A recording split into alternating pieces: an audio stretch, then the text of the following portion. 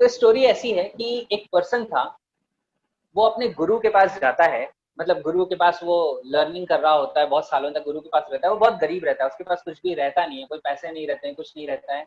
लेकिन गुरु ने उसको एक्सेप्ट कर लिया होता है कि तुम आ जाओ, मैं तुम्हें सिखाऊंगा, बताऊंगा, सारी चीजें करूंगा। तो जिस दिन खत्म हो रहा होता है, यानी कि उनका गुरुकुल का आखिरी दिन रहता है, उस दिन हर कोई गुरु को कुछ ना कुछ गुरु दक्षिणा, कुछ ना कुछ भेंट देके जा रहा होता है। और ये जो इंसान रहता है, ये बहुत ज्यादा दुखी हो जाता है, ये रोने लगता है गुरु के पैर पकड़ के और कहता है कि मैं बहुत दुखी हूँ और मेरे पास आपको देने के लिए कुछ नहीं है। मेरे पास तो जो भी है वो आप ही का दिया हुआ है। मैंने जो कपड़े भी पहने वो आपके दिए हुए हैं, जो खाना है वो आपका दिया हुआ है। मेरे पास तो कुछ नहीं।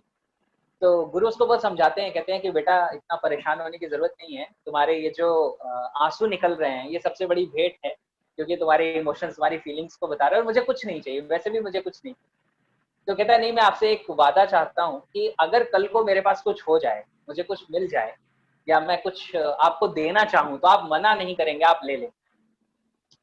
तो उसके गुरु कहते हैं कि ठीक है, चलो मैं तुम कहते हो, तुम इतनी जिद करते हो, तो मैं ये मान लेता हूँ। अब वो वहां से निकलता है, बहुत सालों तक गुरुकुल में रहा था, वहां से निकलता है, शहर जाता है अपने दोस्त के पास। अपने एक दोस्त से मिलता है जिससे कई सालों से नहीं मिला था। तो वो उसका दोस्त भी अब ठीक ठाक घर का, मतलब एक धनवान इंसान बन गया रहता है। वहां पे जाता है और वहां पे जाके अपने दोस्त से मिलता है, उसके यहाँ रात में रुकता है। तो उसका दोस्त कहता है तुम कुछ परेशान नजर आ रहे हो, तुम कुछ चिंतित नजर आ रहे हो, आखिर बात क्या है। तो वो कहता है कि देखो बात ये है कि पूरी कहानी सुना देता है कि मैं अपने गुरु को कुछ दे नहीं पाया। तो कहता है अच्छा क्या देना चाहते हो अपने। तो कहता है कि अगर मैं उनको 5 सोने की अशर्फियां दे देता, 5 सोने के सिक्के दे देता, तो भी मुझे लगता कि चलो मैंने कुछ तो दिया। तो उसका दोस्त कहता है देखो, मैं तो इतना अमीर भी नहीं हूँ कि मैं तुम्हें 5 सोने के सिक्के दे सकता हूँ। ठीक है, मेरी चीजें आज सही चल रही है, इतना भी नहीं हूँ। लेकिन तुम्हारे प्रॉब्लम का सॉल्यूशन मेरे पास है। तो कहता है प्रॉब्लम का सॉल्यूशन है, तो ये तो बहुत अच्छी बात है, बताओ क्या सॉल्यूशन।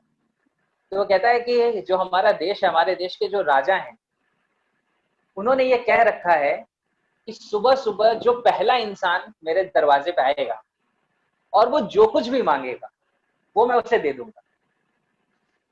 तो तुम आज रात सो जाओ, तुम सुबह उठना और तुम सुबह जाके राजा से जो तुम चाहो वो मांग ले।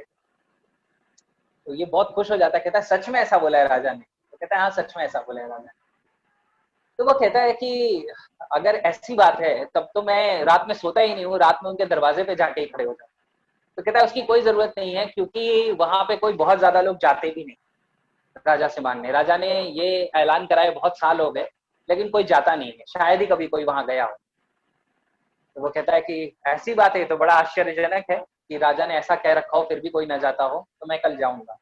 फिर वो रात में सो जाता है, सुबह उठता है 4-5 बजे और जाता है राजा के दरवाजे पे। जब राजा के दरवाजे पे जाता है, राजमहल के दरवाजे पे, तो दरबान उससे पूछता है कि तुम यहाँ क्यों आए हो। तो कहता है कि मैं पहला याचक हूँ, मैं आया हूँ राजा से कुछ मांगने के लिए। तो दरबान कहता है हमें तो बहुत समय से इंतजार था कि तुम आओगे। तो बड़ा चौंक जाता है कि मैं आऊंगा। तो कहता है कि मैं तुम्हारी स्पेसिफिकली बात नहीं कर रहा हूँ, मतलब कोई आएगा और कुछ मांगेगा, क्योंकि जब से राजा ने ऐलान किया कभी कोई आया नहीं। तो कहता है अच्छा मैं राजा से कैसे मिलूंगा। तो कहता है कि वो राजा अभी बगीचे के पास में है, तुम वहां जाओ। तो जाता है, वहां पे राजा रहते हैं। तो राजा को देखता है, नमस्कार करता है और फिर कहता है कि राजन, मैंने सुना है कि अगर आपके पास कोई याचक आता है, कोई कुछ मांगने आता है और वो उस दिन का पहला इंसान होगा, तो वो जो भी मांगेगा आप उसे दे देंगे। तो वो कहता है कि राजा कहता है, मुस्कुराता है और राजा कहता है कि बिल्कुल तुम जो भी मांगना चाहो। और बड़ा फोर्स करके कहता है राजा, कहता है तुम जो भी मांगो, जो भी मेरे पास है, अगर तुम उसमें से कुछ भी मांगोगे तो वो मैं तुम्हें दे दूंगा। तो अब ये एकदम से सरप्राइज हो जाता है। अब ये सोच के तो आया था कि 5 सोने की सिक्के मांगेंगे, 5 स्वर्ण मुद्राएं मांगेंगे। लेकिन होता यह है कि जैसे ही राजा कहता है तुम जो भी मांगोगे, तो अब इसका दिमाग चलना शुरू हो जाता है कि जब ये कह रहा है कि जो भी मांगो, तो मैं सिर्फ 5 सोने के सिक्के मांगू तो बहुत कम हो जाएगा, मैं शायद अपॉर्चुनिटी लूज कर जाऊं। तो वो राजा से कहता है कि मैं तो थोड़ा घबरा गया, क्योंकि मुझे उम्मीद नहीं थी कि आप ऐसा कुछ कहेंगे, और आप इतने यकीन से कह रहे हैं कि मैं जो भी मांगूंगा अगर वो आपके पास है तो आप दे देंगे। तो आप जरा अपने बगीचे का एक चक्कर लगा लें और तब तक मैं सोच लेता हूँ। तो राजा कहता है ठीक है, जैसी तुम्हारी मर्जी। राजा जाता है, बगीचे का चक्कर लगाना शुरू करता है। अब ये जो था, ये सोचना शुरू करता है कि 5 सोने की सिक्के मांगू। अच्छा 5 क्यों मांगता हूँ, राजा है, 50 मांग लेता हूँ। अच्छा 50 क्यों मांगता हूँ, 500 मांग लेता हूँ। अच्छा 500 क्यों मांगता हूँ, 5000 मांग लेता हूँ। अब ये घबराने लगता है, परेशान होने लगता है, क्योंकि इसे समझ नहीं आता कि कितना मांगू। पता नहीं राजा के पास कितना होगा, कहीं ऐसा ना हो जाए कि मैं बहुत छोटा सा मांगू, राजा के पास तो बहुत बड़ा भंडार हो, ये हो वो हो। और इसके माइंड में थोड़ा लालच बढ़ता चला जाता है।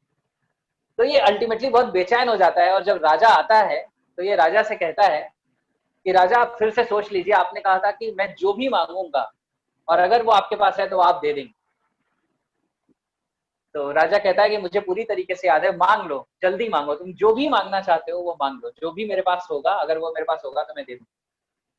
तो ये बड़ी हिम्मत जुटाता है और कहता है कि आप अपना सब कुछ मुझे दे दें, सिर्फ जो आपने कपड़े पहने हुए हैं, या आप कपड़े पहन के यहाँ से बाहर जा सकते हैं, और बाकी सब कुछ मुझे दे।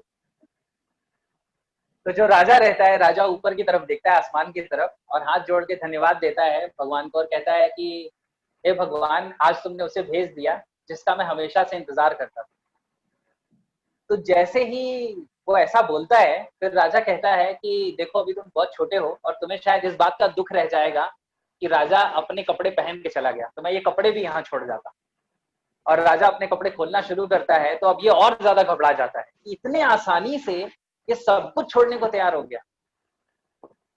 तो वो बिल्कुल परेशान हो जाता है और वो राजा से हाथ जोड़ के कहता है कि आप कृपया एक चक्कर और लगा लें अपने बागीचे का और मुझे छोड़ दें एक बार सोचने के। तो राजा कहता है कि पहले तो यहाँ कोई आता नहीं, अब तुम आए हो, तुमने मांगा है, मैं देने को राजी हूँ और तुम मना कर रहे हो। तो कहता है नहीं, मेरी आपसे रिक्वेस्ट है कि आप मुझे एक मौका और दें, आप एक चक्कर और लगा।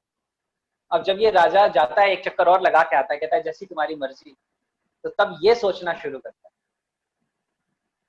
और जब राजा वापस आता है तो ये राजा से हाथ जोड़ के कहता है कि मुझे आज एक बात समझ में आई है कि जो सब कुछ आपके पास है वो शायद कभी भी मैं क्रिएट नहीं कर पाता, लेकिन ये सब कुछ क्रिएट करने के बावजूद आप इसे छोड़ने में ज्यादा उत्सुक हैं और पकड़ने में कम उत्सुक हैं। यानी कि छोड़ने में कुछ ज्यादा बड़ी बात होगी। यानी ये सब कुछ मिलने के बाद भी कुछ ऐसा है जो आपको अभी तक नहीं मिला, और अब मैं यहाँ से जा रहा हूँ, मुझे आपसे कुछ नहीं चाहिए, अब मैं वही ढूंढने जा रहा हूँ जो आपको ये सब कुछ पाने के बाद भी नहीं मिला। Wonderful sir. राइट। कितनी गहरी लर्निंग है ये, बहुत बहुत ज्यादा डीप है और बहुत गहरी है।